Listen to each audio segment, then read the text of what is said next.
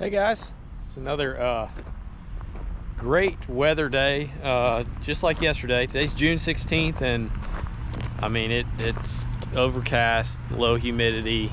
Just couldn't ask for anything better for here in Georgia this time of year. Usually I'd be just sweating standing here, so can't complain about that. But just wanted to show you guys some progress that I made this morning. Didn't get any footage of it, but I went ahead and I don't know if you guys remember what this looked like, but this was just open area right here. I went ahead and stacked up all of these totes that we had shuffled over here. Some of these are oak and some are hickory.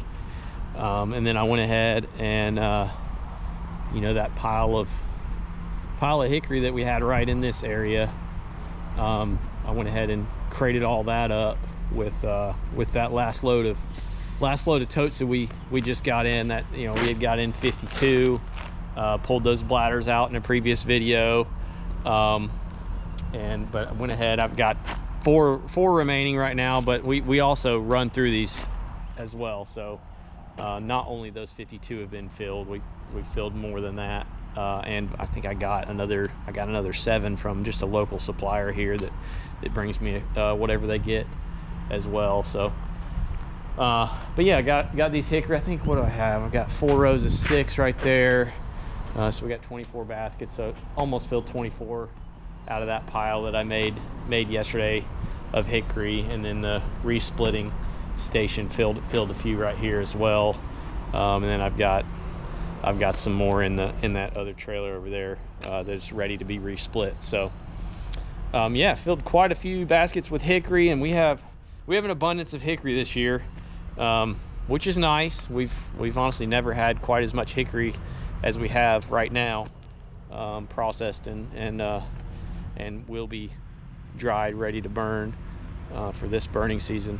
Some of this that I'm making right now will be toward the end of the season, but that's the nice part about these baskets. You can put them in different areas, and then you can always access your driest wood, so that's the best part about them. That's what we love so much. I mean, not only does it dry the wood so well, keeps it so clean, but as you can see, there's just so much air space for the wood to dry, versus it being in a large pile or stacked.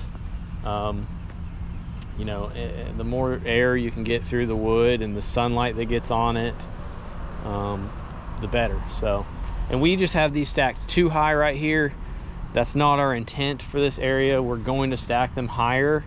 The reason we're doing it this way this year is because this is fresh asphalt, fairly fresh. I mean, we did do it. It's been down for several months. It just hasn't had a winter to fully cure, and I feel like that's what asphalt needs. Otherwise, when it heats up, it kind of gets a little bit soft. And so we're just going to do it too high right now, because we don't need the space. We have all of our baskets, or most of our baskets, out around the retention pond, which you can see in previous videos. So that's nice. So, next year we're going to have to stack these 3 to 4 high. We really hope we can get them 4 high with a forklift, and that'll help. We can get them 4 high with a skid steer. You just have to stack 2 and then put them on top of these 2, which is fine. But I've got these first 4 rows right here are all hickory, and that's gonna be how we'll just take it that direction with hickory, 4 rows wide. Once we process up some more hickory, that'll be the plan, and then from here over will be oak. And so I've got 3 wide of oak currently. We wanted to maintain a little bit of a pathway right here. Next year, once we move all those baskets over here, after we sell them and refill them, we're going to eliminate this. We won't have a pathway here. We're just going to, because we need all this space right here just for the totes, filled full of firewood. So, which is a pretty good size area.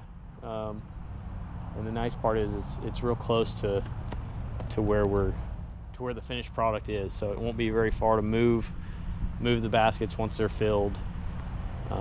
Unlike this year when we intended on asphalting this area, we had to prep for that. So that's why we moved all those baskets out there, was to just make space. So, and that was a task that it took, as you can imagine.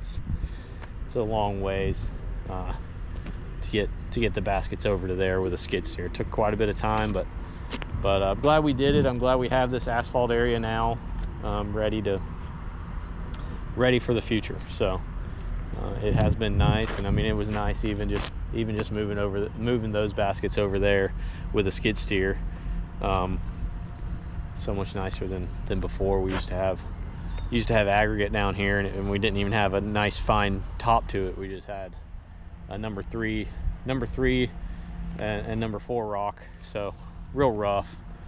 You know, so it wasn't near as nice as what this is. So this has been great, but I just want to show you guys the progress, where we're at right now. And I'm gonna get on this processor here in just a minute, the Eastonmade 60C, and I'll probably show you guys a little bit of that. I'm going to be switching species. That was another reason I wanted to go ahead and finish up this hickory pile, just get it moved out of the way.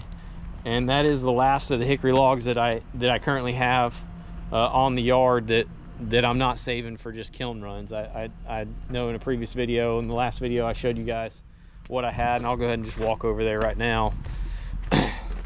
Here's that hickory in that trailer right there that needs to just be resplit.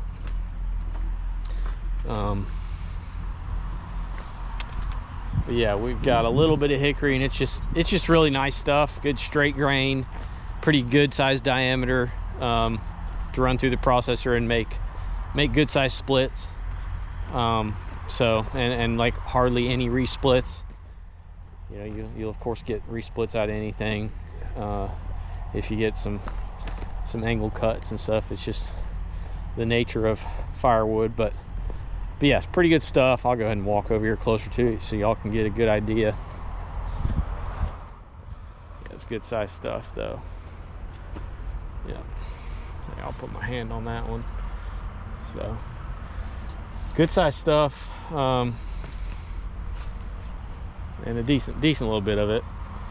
So enough for it to last us a little bit. We don't go through too much kiln dried hickory, so.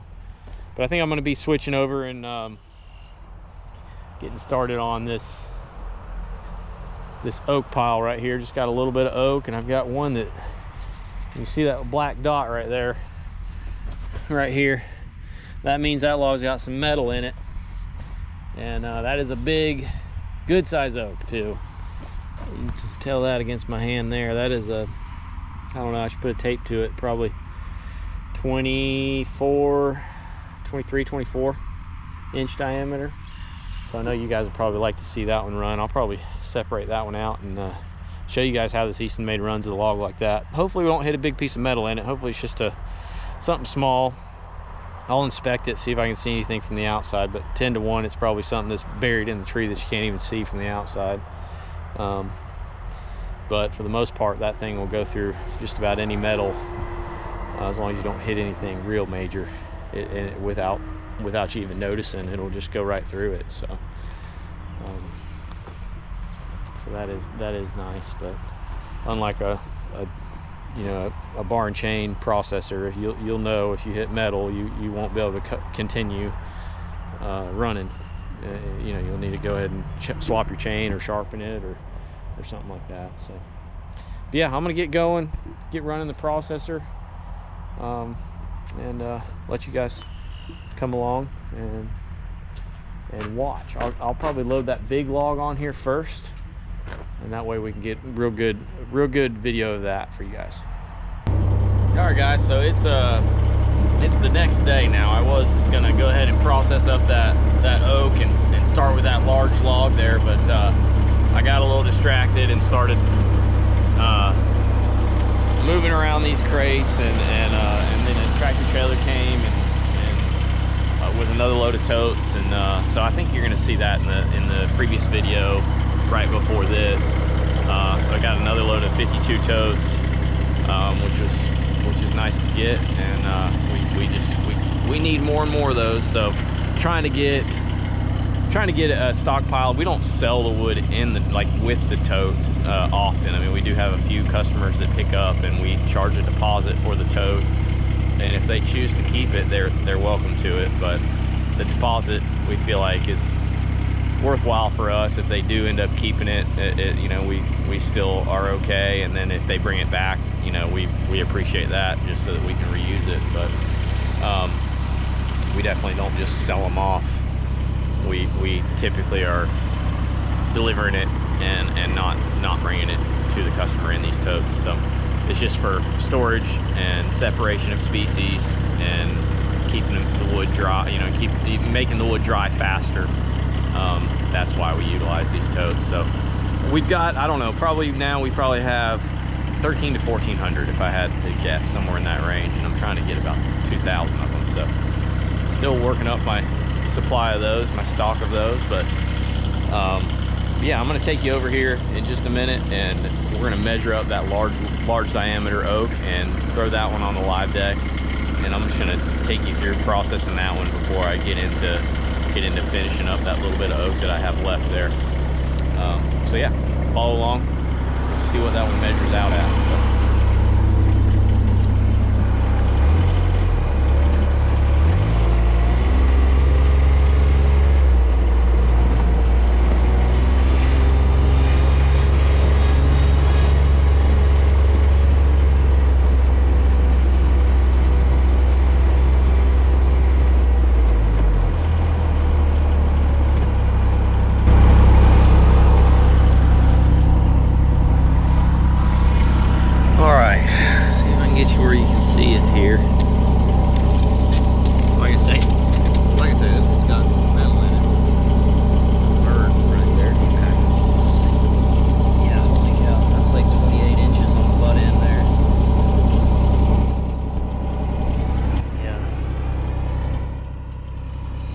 That's a little bigger than I thought. That one's gonna be pushing the limits of the processor, especially with the newer style wedge. I don't know that it's gonna go under the wing of it, and it's got a little bit of a curve to it as well. So this one might fight me a little bit, which will be interesting.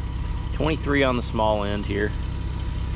I'm gonna go ahead and throw it up there, see what we get out of it, see if it's you know, if that one doesn't fall in just the right way, it may not feed, especially being that it's not perfectly round. It has this little curve to it right there, and then the log itself, I don't know if you can see that on camera, but it's definitely not perfectly straight. So when you're getting into stuff this size, it definitely needs to be pretty darn straight in order to run. And this wood right here, this was brought to us by a grading service, and he came by here one day and asked if, you know, if we took logs, and I ended up taking this. This is the only load I've ever got from him. He brought me a decent amount of hickory as well, which I ran when I was running all the hickory, and then these are the oaks that he brought. He also brought me a few sweet gums, so I told him I definitely don't need that in the future. So but I'm gonna go ahead and run this stuff. We'll see if that big log will run, and if not, we'll at least get the rest of this oak processed up.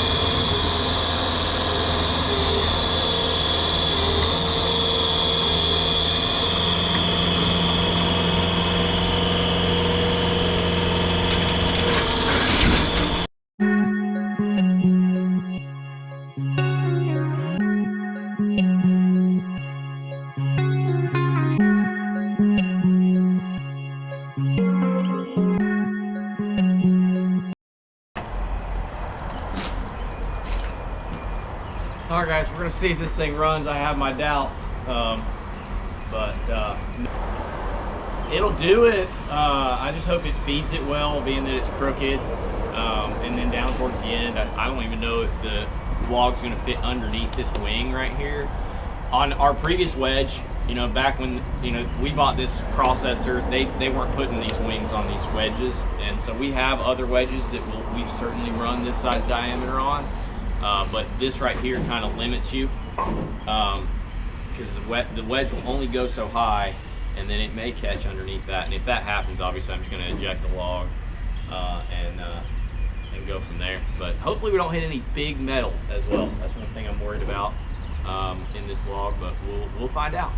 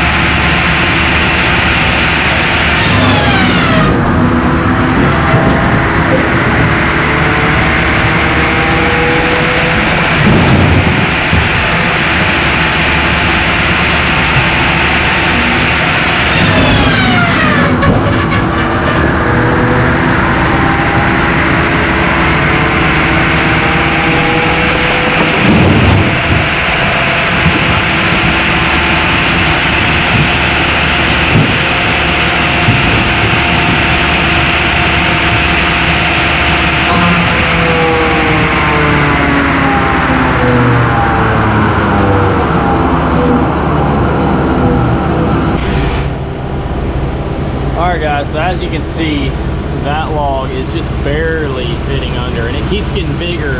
The log gets bigger diameter as we go down, so I don't know that I'm going to keep pushing anymore. I'm probably just going to cut the rest of these, just because I don't want to get it jammed up under that top wing. That would be, then you're kind of stuck. And you can see the size pieces this thing's putting out, and I mean, they're huge. So, which, you know, this is a 16 weight wedge. It's all the way up, but because that log is hitting on the repositioning rollers in there, it lifts it up, so you barely trim anything off the bottom. You know, you get finished size pieces right in the center, and then on the bottom there, and then, you know, everything else we got, you know, 1 resplit, 2, 3, 4, 5, 6, 7, 8, 9 that are all gonna have to be resplit, and some of them, of course, into multiple pieces. This one here need to be quartered. That one probably thirds on that one, thirds on that one, you know, so you get a lot of splits out of this log, and this thing cuts it like it's nothing. And then with our other wedge, you can just continue to split it because it doesn't have a top wing, but I'm not going to swap the wedge just for this. I don't get logs this size often. Like I said, this came from that grading service, so this is not the type of log that I buy typically. So I'm going to go ahead and just cut this one with the saw and just eject it out the door, and then we'll be bobcat splitting this one. We'll be using that inverted splitter that you've seen me use in the past. So, but I'm going to show y'all, I'm going to get y'all set up so y'all can continue to see the saw cut.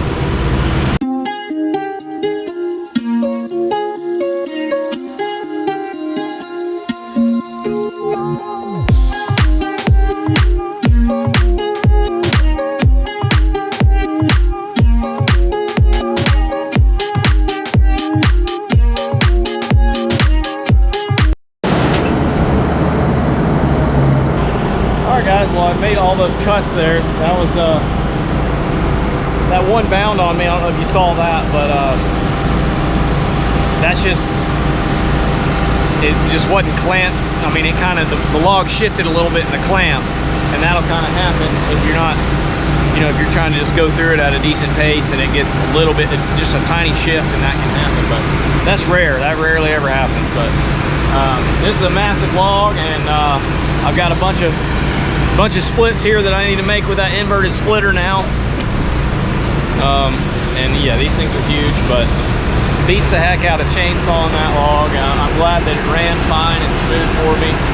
I've got to get that end cut off there. I'll just manually roll that off real quick. But yeah, I think that's going to wrap up this video. I'll probably make another video just processing this normal length stuff here. But I appreciate you guys watching. We'll see you on the next one.